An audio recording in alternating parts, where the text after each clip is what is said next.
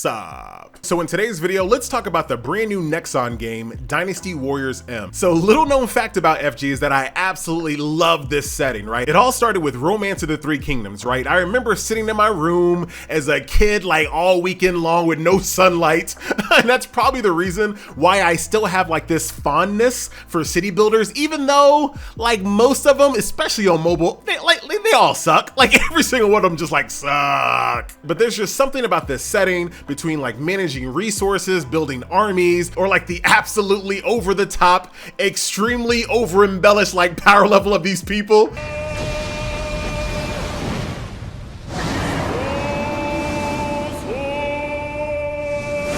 That didn't happen. And let me tell you, conquering China. What is context? I mean, beating an RTK game is still like one of my top 17 gaming accomplishments of all time.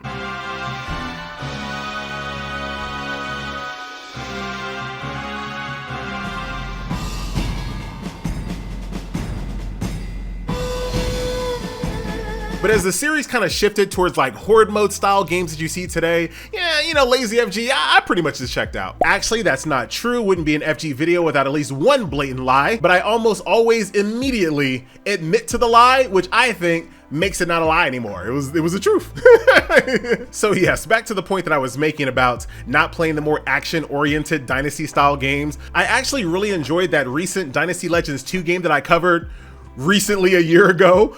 If you're looking for more of a manual action focused game that's actually legit, and I even verified that it's still being updated, definitely give that one a try. Coming down on his like flaming horse looking like Nightmare from Magic the Gathering. Look at this, dude.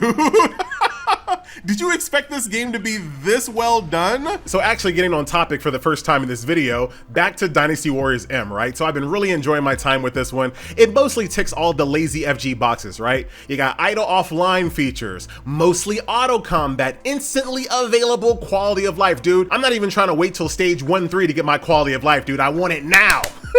Now, if you're worried about the city building part, it's really not that involved. It's mostly just timer tied stat upgrades, you know? So no worries, the city building isn't gonna take up much of your gameplay. I mean, could you imagine a game where the majority of your gameplay wasn't actually you playing the game? You know what I'm saying? That'd be wild. Check out my ZZZ channel. So here's the actual Dynasty Warriors M gameplay loop, right? First things first, you make sure that your kingdom is working on 3 upgrades at all times, 2 building related upgrades and 1 research upgrade. The game will give you 2 worker slots for free, and this is actually pretty decent, allows you to buy a 7-day worker using in-game currency. A lot of games always tie those behind paywalls. This game does too, but at least you have 1 that you can buy. And if you want to have a 4th worker, that will cost you some cash. But currently, myself, don't do it, FG. You don't have to do it.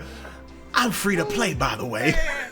So next, considering this game does have idle functionality, you want to collect your offline resources. Honestly, I wish games would just allow you to have an infinite offline resource gathering period. Now granted, when I say that, I have no idea what the potential server load problem could pose, but logic tells me that there is more than a 0% of people out there would be more likely to come back to an idle game if you had like, I don't know, 30 days of resources built up. You know what I'm saying?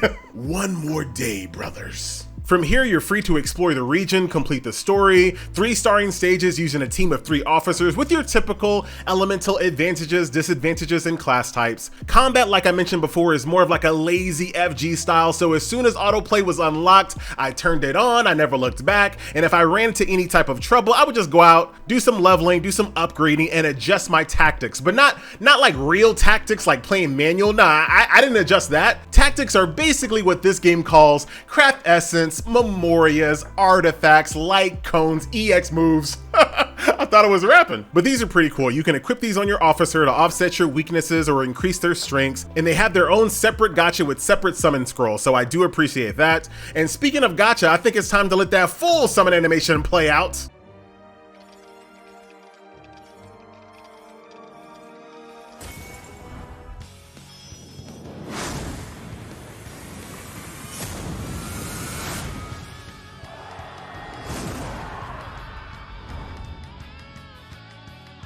This should do it. and quite the awesome looking rate up character in the Gacha right now. So if you're not familiar with this setting, trust me, it has gone full fan service years ago and I'm here for it, you know what I'm saying? Now, as far as the gameplay modes, you have your usual suspects, right? Of course, you have the tried and true daily resource grind, you have arena, endless tower modes, which also include an elemental restricted tower climb as well. So nothing groundbreaking, right? But everything here works really well and has plenty of quality of life, including instant clears if you overpower the content. Honestly, it looks like Nexon has learned a lot of lessons over the years, you know what I'm saying? So there you go, my friends, my very first and last video on Dynasty Warriors M, not because of my normal FG reasons, all right? But that was a good guess. It's just that when you cover a game for content, it just kind of changes things, right? So give this game a try if you're interested. If not, I am sure I'll be covering something in the future that you might be more inclined to. My name is FG, bruh, and I'm out.